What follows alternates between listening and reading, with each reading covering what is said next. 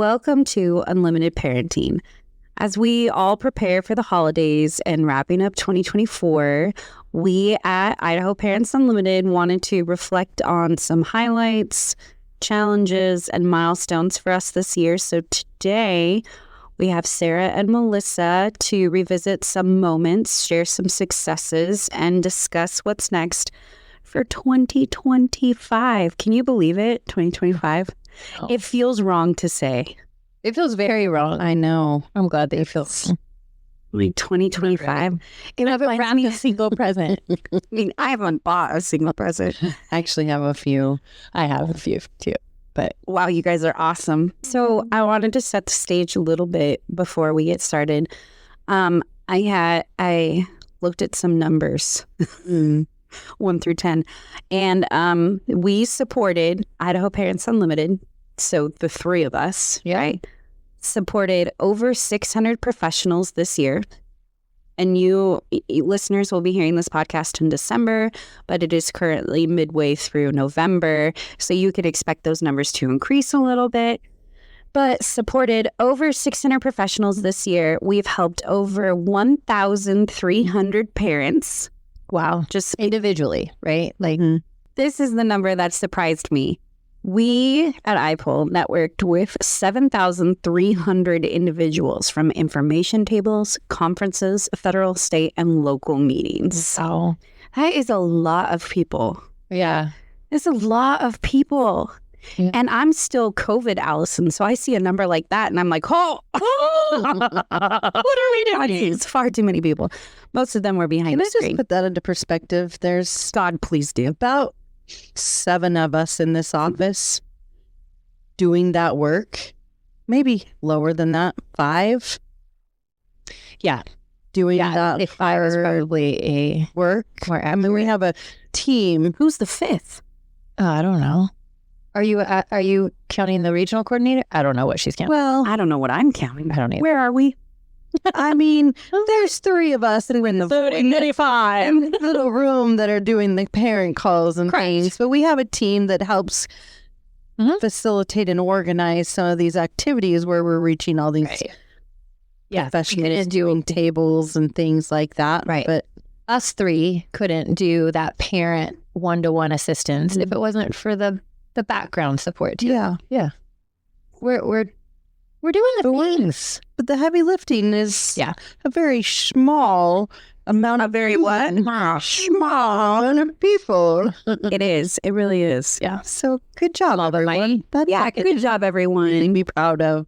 I know. Was that one of our things? Are we already in it? I thought she was just not really sure what's the. No, I'm not really sure what's up. I was painting a picture. I was setting the stage. Okay. Is it set? Okay, so now that the stage has been set with some numbers, and you can really feel the impact of all the parents that we've reached this year, as well as professionals. Maybe, Sarah, do you want to go first?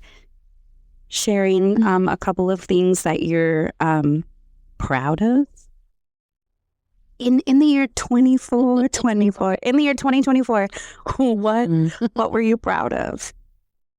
I think just recently, mostly because it's probably on the forefront of my mind, things that I'm really proud of is our new partnership with the State Department of Ed and our regional reach with our Idaho Center on Disabilities and Human Development, and expanding the resources and training for youth who are moving out of high school into the adult world. And that is through our Resource Service Administration grant, that we are a vital partner with these organizations. I'm really proud of that, and we were able to bring on 3 regional coordinators and have some reach in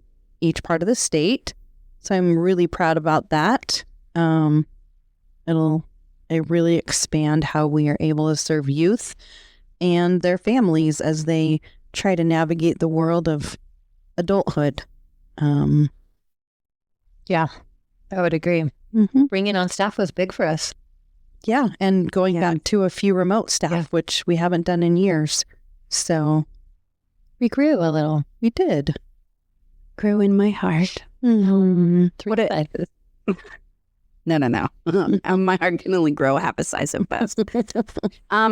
What about you? What are you proud of, Melissa? Well, I thought we were supposed to have 3. Did she do all 3? Oh, 1 for now. Oh. Well, we can gosh darned. What are your other 2? Okay. Well, we just wrapped up our Western States Regional Genetics Network work. There will be no more funding for the regional genetics networks.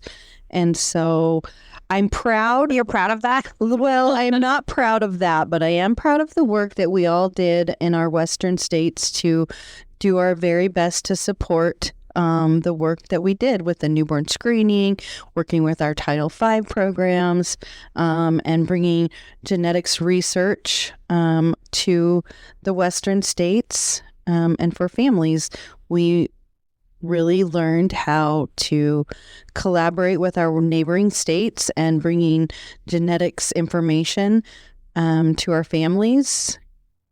And we're hoping to write an impact statement, an impact letter, and trying to continue the work the best that we can, because we all know that we share families across our state borders, and those relationships are so important because we understand what our families need and how our states work, and being able to share that with our partners as we share families that go to other states to receive services and vice versa. So those regional networks are very important, not just in genetics, but in all areas that we serve. And then my last thing that I'm really proud of is bringing healthcare, surprise, surprise, to the conversation of competitive integrated employment. It wasn't already there. No, weird, believe it or not. I won't let color me confused. I know. I will not jump off that soapbox that if we are not healthy mentally or physically, we will not be able to be employed. So we have to teach our youth how to navigate and manage their own health care. Yeah. Even if we are supporting them and guiding them for the rest of their life. There are certain things that youth do not want their parents to talk about with them, and their mental health and some of their health care might be part of that. So we've got to be able to help them be able to talk to their doctors. Yeah, somebody. And that's sorry. No, please. That's kind of a role that we are playing in this Pathways Partnership Grant, the F2F as that family, right? Okay. Yep. Yay. If it is the last thing I do on this earth, I'm going to transition to adult healthcare. Okay. Yeah. Anyway, that's cool. I like it. Those are 3 things to be proud of. Yes. Okay. What about you, Buttercup? Oh, I'm going? Yeah, you're going next. You? Okay. Okay. So one thing that I was really proud of this year, and I'm proud of our state for it too, is that for the first time ever, we had a superintendent of public instruction that sought to reach out to special education families to hear, and kind of both sides of the table, about some issues that we are having, and then really partnered that with administrators and just kind of opened up the lines of communication. So I'm really proud that we were able to facilitate and get some parents at the table. Yeah, that's what I was going to say, is that she got in front of parents, not just professionals. Correct. And it was in 2 separate groups. She listened to parents first, and then listened to educators second, and then kind of meshed it all together. And the funny thing was that everybody really is saying the same things, parents and educators. We just have to figure out how to kind of meet at the... What to do with that. What to do, yeah. So I think that was a win for us. We were able to reach out to families across the state and get them at these listening sessions. So I'm proud of that. Has anything come from that? Yeah, I think something is going to come from that. And that may be in something that I'm excited about for the new year. Oh, maybe A little teaser. Stick around till the very No, we end. got some really good information that is going to lead to some outcomes. So I'm excited. Yeah. Okay. So my second thing that I'm kind of excited. I have a love-hate relationship with our state personal development grant, and that is it went through some changes. This year was a little bit hard.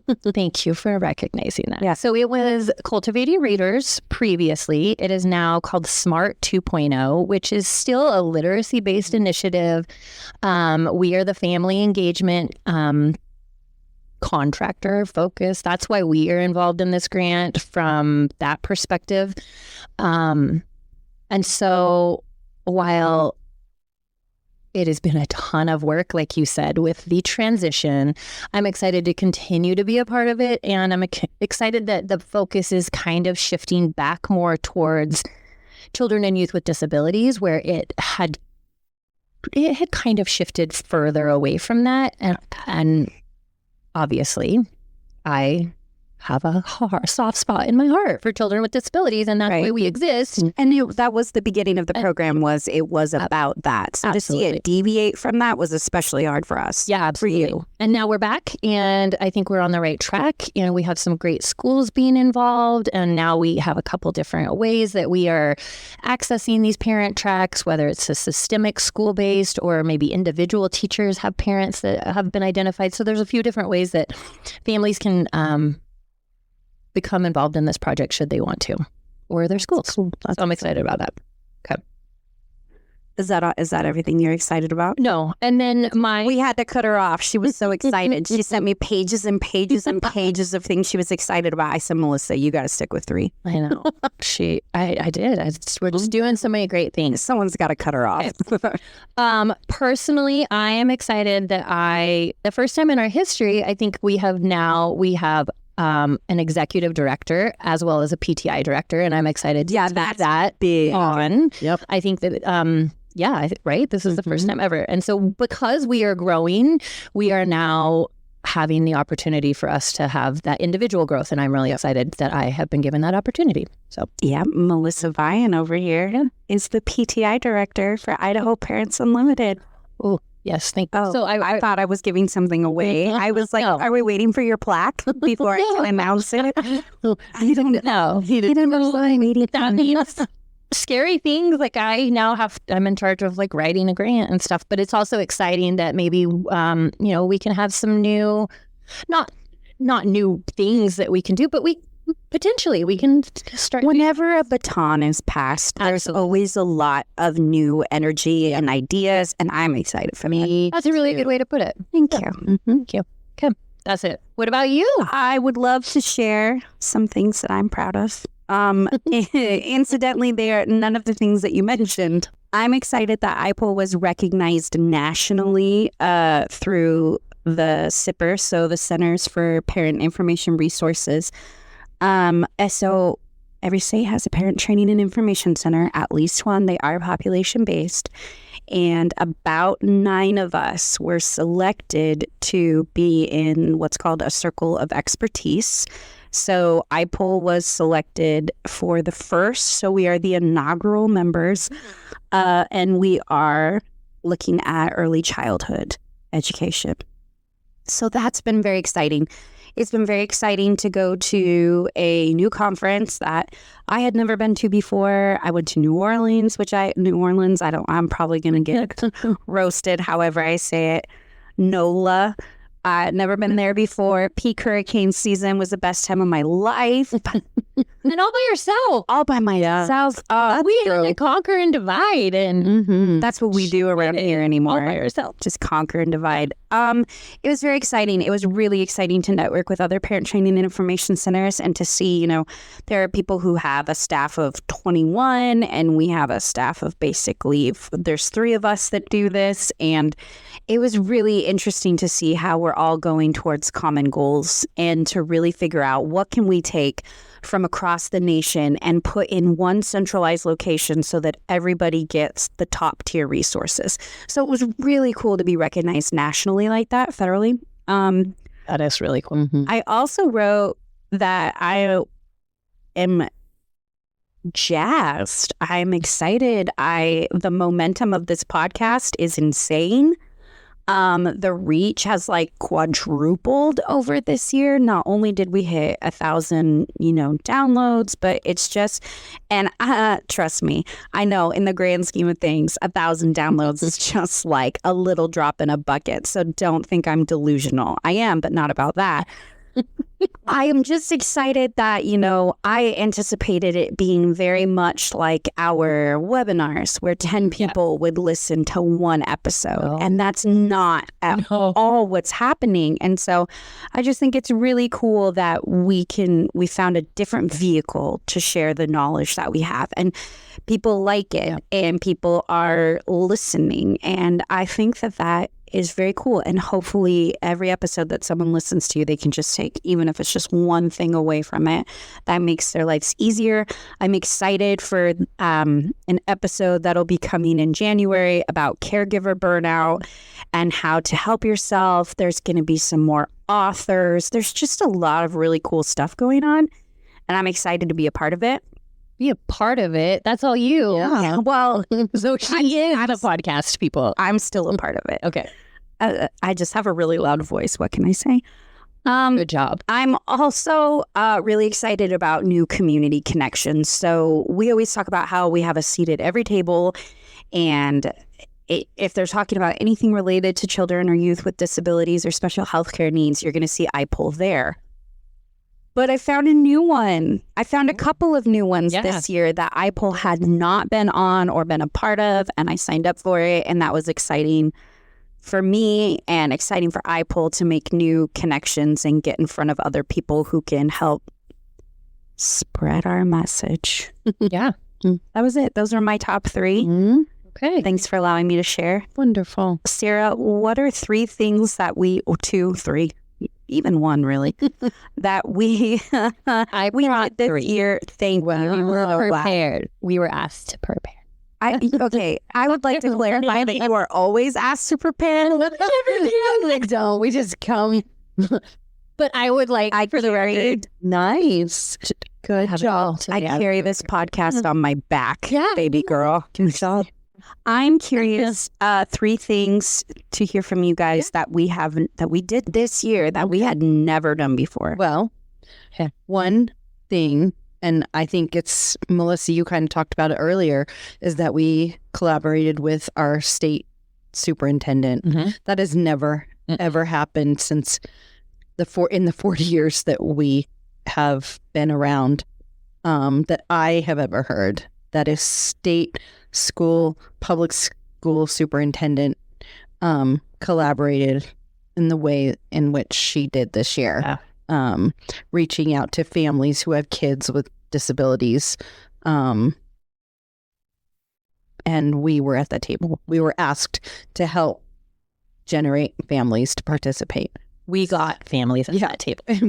They wouldn't have been there if we didn't help. So that is fantastic.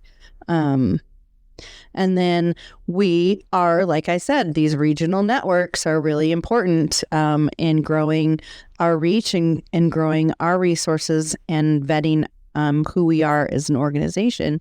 We hosted we're the regional partner in our TA center, Technical Assistance Center for Parent Centers in Region D, which is the western part of the United States, parent centers. And we hosted our regional gathering where we brought in parent centers. All of our Region D centers came to Boise, and we had our conference here. And it's been...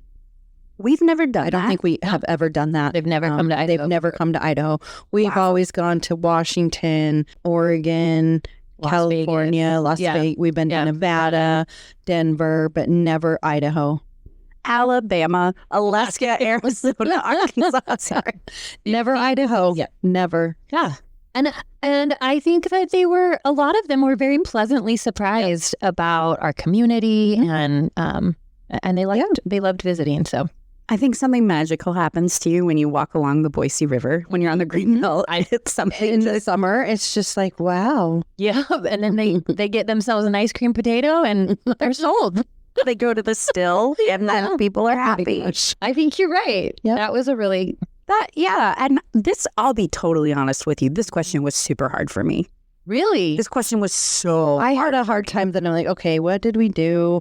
And I mean, because we do, we do so much. and we're very habitual. You know, we're always going to do tools for life. We're always going to do early years. We're always We're always going to do our tours around the state and Yeah, you're right. trainings, and we get, like you said, opposite of what you said. When the baton gets passed, new ideas come out, and we try when we do our planning retreat and our training, and we try to think of new ways to reach families. And maybe one of you guys will talk about the things that we've never done before. But those are just things that came to my mind that in the 8.5 years or 8 years that I've been here that we've never done before. What about you? My 3 things. Melissa. Okay. I had regional staff. That was one. So, but I'm going to, Okay. so that's my number one. But Perfect. that's- Regional staff. Yeah. I mean, And we have done that before. We have. not It's a just model for we transition. Yeah. Yeah. And now we're kind of bringing it back. So that's something new. The other thing that's new is a partnership that we have kind of formed with a Spanish speaking group to really try to form some partnerships and help in that area with the Las Senoras. So we have put on a couple training classes about IEPs and Medicaid and the systems of supports in the state. And we're really still looking to beef that up and help support that population in collaboration with that group. The other thing that I don't think really any of you, I really don't think you picked this. Oh, I'm But maybe. excited. I know. We as a office participated in Clifton Strength. Oh, Did you do that? No. It was my. oh, It was the only one I could think of. oh no, I have something from Oh my God, I stole it. Okay, perfect. No. We're doing it right now. I thought for sure you would have said a podcast. Yeah, I mean, What do you mean? podcast. Well, we did a podcast in 2022. Oh, we did. Yeah. Oh, Sorry. Well, we did. Have we done a year in review podcast? Not. Yeah, we did it last year. Sorry. the year goes by. Man, it does. Anyway, sorry. You could edit it out and you could take Clifton Strengths. Nope. We did Clifton Strengths as an organization, and I think it was really helpful to understand how some of our peers work, what some of their driving mechanisms are, and how, I don't know, it just helped me understand people different in the organization, and maybe it helps work better with some people. So I'm excited that we did it. I hope that we continue to do some team building exercises from it. It was very eye-opening. It was. And it was kind of hard. Yeah. It was harder There than were I thought parts it was of it that were just a little bit like, ooh. uncomfortable. Yeah, but in a good way. In a good way. I think we learned stuff about ourselves. Yeah. Yeah, I did. For sure. Anyways, Well, sorry. No, it's okay. I'll go back to the podcast thing because while we've done a podcast since the beginning of 2023, I think January. It was? It was January of 2023 when we released the first one. Wow, gosh. Yeah, so it's been a hot minute because remember, 2022 was when I first got hired. Yeah. And then we went to OSEP and I came back from OSEP and I was like, I'm going to start a podcast. Yeah. And I had that whole PowerPoint presentation called So You Want to Start a Podcast? And it had like all this information in it. And I was so proud of it. And Angela's like, yeah, go for it. Like, Start a please podcast. be my guest. Time flies. Yeah. But, we have had some authors on in 2023 and we interviewed some parents, but we now have people who have created their own companies and worked with Fortune 500 companies. And it's a lot more, it's impressive. Yeah, a little bit. You know what I mean? Because we aren't having to be your guests anymore. You have like actual legit People. Favorite guests. I know, but they're like actual. Not that we aren't people. We don't have our own websites. Yeah. Like IPUL has a website, but we don't have our own websites with our own Sarah names. does on a website. Yeah. I don't have a website. If I have a website with my name in it, don't go to it because I don't know what's on there. It's not vetted. It's probably terrible. Just don't click out. I can't, like I said before, this question was super hard for me because a lot of my stuff are things that repeat from my first answers, right? Circle of expertise. Nobody did that.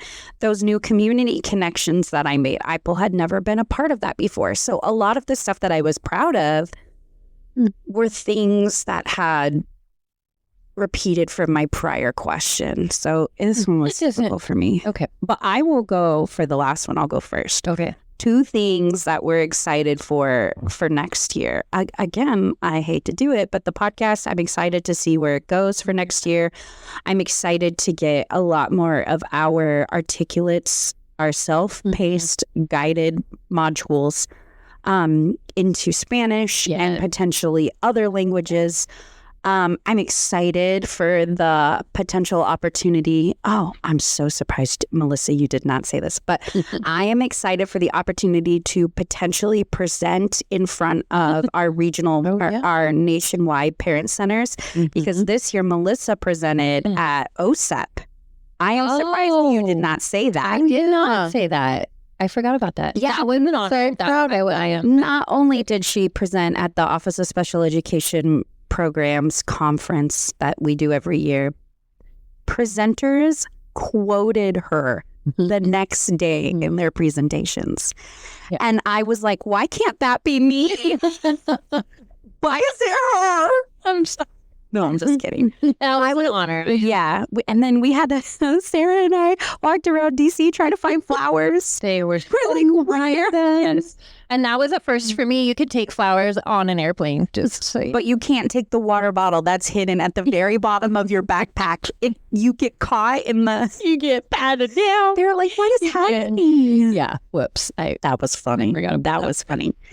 Mm. I'm also excited for 40 years of IPUL. IPUL is older than I am. I mean, just by a few years, by a hair. But right, the 40th anniversary of parent centers is crazy. And IPUL has been around since the beginning. And if you think about 1985, I think that's pretty cool for Idaho. Madonna, way before Nirvana. I have heard that you do Okay, I have that. Yeah. Don't worry, that's not going to get flagged because once again, it is off key and terrible, so the system won't pick it up. But 1985, holy guacamole. I was living my best life. Were you? Streets of my neighborhood. I was going to say, my gosh, what were you, like 4, 5? Yeah, I was 5, 6. You'd have been 6. I can count. 7. I was 7. No, you would have been 8 because you're 2 years apart. Well, 77 plus 5, 8. Yeah, I was just living the best. Calculations just above my head. Trigonometry. I was -4. Well, all right. Because Taylor Swift and I are the same age. Oh my gosh. Yeah. What about you guys? What are you excited for? I had celebrating 40 years. I didn't have that one. That's a good one, guys. Excited for that. And then expanding our reach to our youth. Yeah. Yes. That's a really good. That's a good one. From your bucket. Yeah. We have excited potential to do some really cool things. Yep. So for those of you who don't know that are listening in, Melissa has already mentioned that she has been awarded and accepted the PTI director role, which is for education. And we've kind of, while Sarah and I have not been crowned Queen Regent in these areas, we have also kind of, Sarah, you are taking the lead for RSA, that transition to adulthood space, and I'm kind of taking the lead for all things healthcare. Family to Family Health Information Center. Yes. Yep. So we've kind of taken the big grants and divvied them up, except for Melissa, who also gets SPDIG. You're welcome. What? I don't know. Kind of part of the PTI. Oh, it's still big. Yeah. Wait. Can we help her? No, I don't. You might. I don't know. Just kidding. Anybody want to help tonight? No, I'm just kidding. Oh yeah, you have the parent call night. Yeah. Oh. Yeah. I have to do a pre-trip safety check for Sarah and I. We're going to the mobile vehicle family and community engagement conference tomorrow. We're doing everything. All of the time. I will have to say, October kicked my booty. Yeah. I was in Sandpoint, Moscow, Coeur d'Alene, Pocatello. Yeah, Sarah did the IPUL regional tour on her own. Oh my gosh, that right. In 2 weeks, and I survived. Yeah. I don't know how. She's a survived. podcast. She didn't get sick, but I got strep throat and I didn't do anything. I will have to say last week I felt it. I think after the election and a few things in Idaho, I Friday afternoon it hit me. Yeah. Well, it started hitting me Wednesday. Yeah. Emotionally, physically, I had to take some time. And I think that, and that's something to bring up, that we field all these calls and we help families, and we are the families that are calling our office, and eventually it will catch up to us. We love what we do and we're passionate about it. That's why we're here doing the work.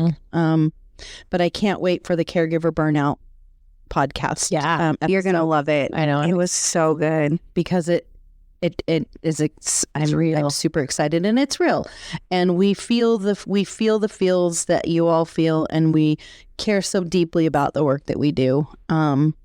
Here, and but I'm excited to hit Sun Valley tomorrow and learn how to help our community schools and see their need, because that's beyond just our families with disabilities and special health care needs. These are families and communities, rural communities, that need everything. Everything. Yep. Food, clothing, shelter, Toothbrushes. everything. So Name something else. childcare, everything. 2025.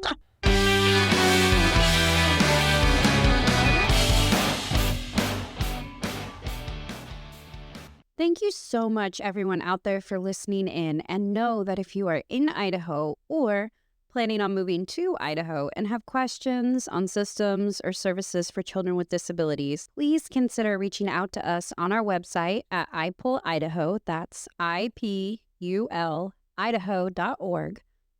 Or by calling us at 208-342-5884. Be sure to tune in next time. Until then, this has been Unlimited Parenting. Thanks for listening.